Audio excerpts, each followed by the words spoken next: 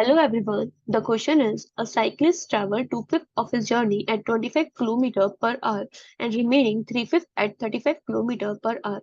What was his average speed for the whole journey? ठीक है, and this is MCQ based question, तो आपको इसमें चॉइसेस गिवन है। 25 किलोमीटर पर आवर है उसकी एवरेज स्पीड, या फिर 35/29, 35 किलोमीटर पर आवर एंड 45/29 है। ठीक है, देखो एवरेज स्पीड बेस्ड क्वेश्चन है, राइट। एंड एवरेज स्पीड में दो टाइप के ही क्वेश्चन होते हैं। पहला टाइप होता है कि जब वो इक्वल डिस्टेंस कवर करे।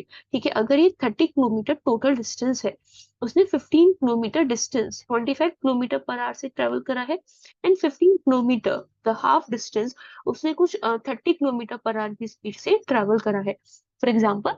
ठीक है, अगर ऐसा है कि उसने जो डिस्टेंस ट्रेवल करी है उसने हाफ जो है किसी दूसरी स्पीड से करी है, हाफ दूसरी स्पीड से करी है, तो उसमें डायरेक्ट एक फॉर्मूला होता है, वो होता है 2xy अपॉन में x plus y, here x and y are the speed of the person और अ साइक्लिस्ट जो भी है। ठीक है, लेकिन इसमें एक और दूसरा टाइप के बनता है, वो ये वाला क्वेश्चन है। ठीक है, इस वाले क्वेश्चन में क्या बोला हुआ है, इक्वल डिस्टेंस नहीं है, डिफरेंट डिस्टेंस है। उसने टू फिफ्थ डिस्टेंस किससे कवर करा है, 25 किलोमीटर पर आवर से, एंड थ्री फिफ्थ डिस्टेंस से 35 किलोमीटर पर आवर से ट्रेवल करा है। ठीक है, इसमें एवरेज स्पीड पूछा है। सबसे पहले एवरेज स्पीड का फॉर्मूला क्या होता है, एवरेज स्पीड का फॉर्मूला होता है टोटल डिस्टेंस अपॉन में टोटल टाइम।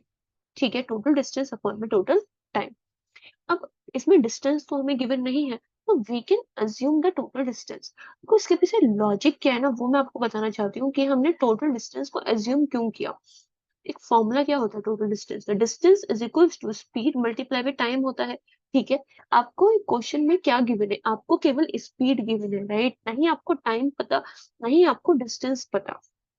ठीक है, और यहाँ पे वेरिएबल कितने, तीन ये इक्वेशन है एक तरीके की। ठीक है, इसमें तीन वेरिएबल है एंड एक इक्वेशन है। ठीक है, जब ऐसा हो कि नंबर ऑफ वेरिएबल ज्यादा है नंबर ऑफ इक्वेशन से, नंबर ऑफ इक्वेशन मतलब दिस, एक ही बार इक्वल्स टू आ रहा है। ठीक है, तो इसका मतलब है आप किसी भी एक वेरिएबल की कोई भी वैल्यू एज्यूम कर सकते हो, कोई इफेक्ट नहीं पड़ता है। ठीक है, क्योंकि अब तीन वेरिएबल है एंड एक इक्वेशन है, तो इसीलिए हम डिस्टेंस कोई भी एज्यूम कर सकते हैं, कोई इफेक्ट नहीं पड़ता है। ठीक है, इसके पीछे ये लॉजिक होता है हमें डिस्टेंस एज्यूम करने का, राइट। अब इसमें हम स्पीड क्या माने, कुछ भी मान लो, लेकिन वो ऐसा मानो वो 5 का मल्टीपल हो, क्योंकि हम जो भी डिस्टेंस मानेंगे उसको 5 से डिवाइड करने वाले हैं।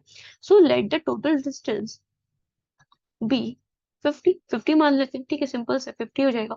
अब इसमें से टू फिफ्थ जो डिस्टेंस है वो कैसे कवर कर रहा है, 25 किलोमीटर पर है, मतलब टू फिफ्थ कितना होगा, 50 इंटू में टू फिफ्थ करोगे तो कितना हो जाएगा, 20 किलोमीटर हो जाएगा, right. And this is three fifth कितना होगा, 3/5 into 50, that will be 30 kilometre, right. इसका मतलब 20 किलोमीटर जो डिस्टेंस है, अगर दिस इज 50 किलोमीटर, तो उसमें से 20 किलोमीटर जो डिस्टेंस है उसने 25 किलोमीटर पर आवर से ट्रेवल करा है, एंड जो 30 किलोमीटर है उसने ये 35 किलोमीटर पर आवर से ट्रेवल करा है। इसका मतलब होता है ये, राइट। अब इसके बाद इसमें देखते हैं कि फॉर्मूले में कैसे यूज होगा। अब टोटल डिस्टेंस कितना है, देखो एक तरीका है कि आप पहले, डिस्टेंस तो गिवन है, आप पहले जो टू फिफ्थ जर्नी को ट्रैवल करने में टाइम लगा है आप अलग से उसको निकालो, फिर थ्री फिफ्थ जर्नी में जितना टाइम लगा आप उसे अलग से निकालो, देन उसका ऐड करो, फिर टोटल डिस्टेंस अपॉन में टोटल टाइम करो। एक ही बेसिक मेथड होता है। ठीक है, हम जाएंगे तो बेसिक मेथड, इसकी कोई ट्रिक नहीं है, इसको जाएंगे तो हम बेसिक मेथड से, लेकिन हम क्या करेंगे थोड़ा सा इसमें कैलकुलेशन वाला पार्ट है ना उसको मिनिमाइज करने का ट्राई करेंगे। ठीक है, अब टोटल डिस्टेंस हम डायरेक्टली फॉर्मूला में पुट करते हैं, टोटल डिस्टेंस हमने कितना माना, 50 माना। ठीक है, अब टोटल टाइम जब हम निकालेंगे तो एक तो वो 20 किलोमीटर पे निकलेगा, तो 20 किलोमीटर जो वो ट्रैवल कर रहा है वो 25 किलोमीटर पर आवर से ट्रैवल कर रहा है, प्लस और जो 30 किलोमीटर वो ट्रैवल कर रहा है वो 35 किलोमीटर पर आवर से ट्रैवल कर रहा है, राइट। ये पूरी एक हमने इसमें पुट करनी वैल्यू। अब इसमें क्या करना है, आप ऐसे नहीं को उसको आप सॉल्व कर रहे हो, इसमें से कॉमन लो कि कॉमन क्या क्या चीज आ रही है। ठीक है, अभी 50 तो ऊपर ठीक है, इधर से 20 और 30 में से 10 कॉमन आ रहा है, ऊपर से न्यूमरेटर में से 10 कॉमन आ रहा है, डिनोमिनेटर में से क्या कॉमन आ रहा है, 5 कॉमन आ रहा है।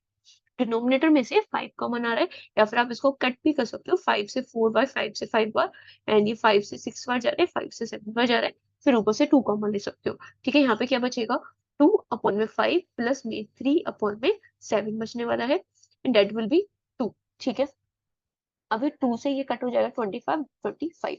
तो मतलब हमारे यहाँ पे क्या बचेगा, 25 अपॉन में 2 अपॉन में 5 प्लस में 3 अपॉन में 7। ठीक है, तो 25 अपॉन में इसका एलसीएम लोगे, क्योंकि जो डिनोमिनेटर में नंबर है वो क्या है, प्राइम नंबर है, तो हम सिंपली मल्टीप्लाई कर देते हैं। 7 2 14 प्लस में 5 3 15 अपॉन में 7 5 35। ठीक है, तो 25 अपॉन में ये कितना बैठ रहा है, 29। ठीक है, 29 अपॉन में 35। ये वाली फॉर्म क्या होती है, डिनो मतलब फ्रैक्शन क्या है, न्यूमरेटर में भी फ्रैक्शन है, डिनोमिनेटर में भी फ्रैक्शन है। एक ये पूरा फ्रैक्शन है, ठीक है। अब ऐसा नहीं है कि 25 क्या है, नॉर्मल मतलब एक ही है ये। तो 25 के नीचे में यहाँ पे 1 एज्यूम कर लेते हैं। तो 25 में 35 का मल्टीप्लाई होगा एंड 1 में 29 का मल्टीप्लाई होता है। दैट विल बी 25 इंटू में 35 अपॉन में 29। इसको सॉल्व करोगे यू विल गेट 35/29। ठीक है, तो इसकी एवरेज स्पीड कितनी आएगी, 35/29। So the correct answer for this is b, 35/29 km/h। I hope you got the point कि इसमें दो मेथड होते हैं, जब डिस्टेंस सेम हो एंड जब डिस्टेंस डिफरेंट हो, और मतलब कैसे करना है आपको कैलकुलेशन वाइज। ठीक है, थैंक यू।